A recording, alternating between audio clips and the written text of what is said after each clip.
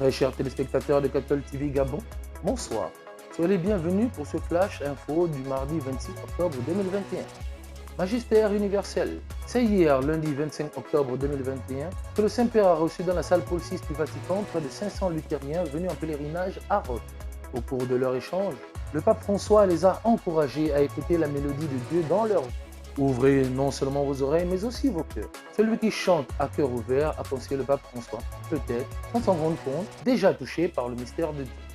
Magistère local. Ce mardi matin, dès 9h, s'est ouvert au foyer de charité de Libreville le conseil presbytéral. Les travaux de ce conseil ont été ouverts par Monseigneur Jean-Patrick Pipapa, archevêque métropolitain de Libreville.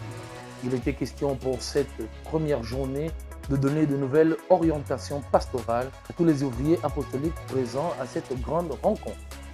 Alors ce matin, nous avons été rassemblés à la demande de Monseigneur, à la convocation de Monseigneur Archevêque dans le cadre du Conseil presbytéral. Le Conseil presbytéral est un organisme prévu par le Code de droit canonique qui est un peu le Sénat de l'évêque, c'est-à-dire il rassemble des prêtres, essentiellement des prêtres, certains nommés de facto du fait de la fonction qu'ils occupent dans l'Église, par exemple le vicaire général, d'autres nommés par l'évêque, et la moitié d'entre eux élus par leurs pères prêtres, leurs confrères, pour être leurs représentants. Et c'est un espace à travers lequel l'évêque écoute son presbytérium, discute avec pour penser ensemble la marche de l'Église. Et ce matin particulièrement, j'ai été invité pour parler avec l'ensemble des participants de la question de la synodalité et précisément des acteurs de cette synodalité, des processus, des lieux, des structures qui favorisent cette synodalité et les processus à travers lesquels elle se déploie très concrètement.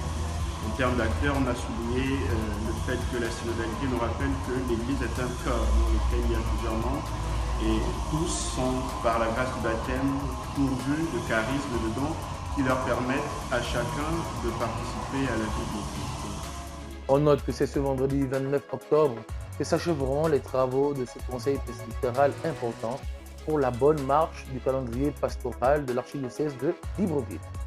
C'est ce matin qu'une messe d'action de grâce a été célébrée à la cathédrale Notre-Dame de l'Assomption par l'abbé Godefroy Abenin Ayeux, en l'honneur du corps administratif des enseignants et des élèves du collège Sainte-Marie pour la rentrée scolaire 2021-2022.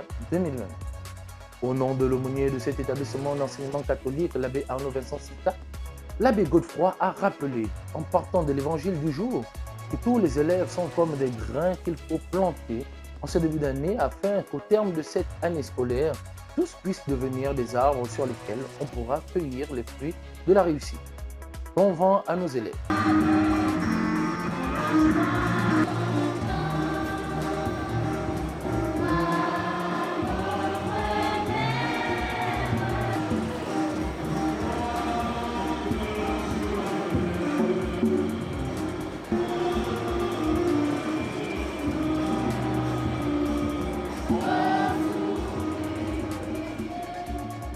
Saint du jour.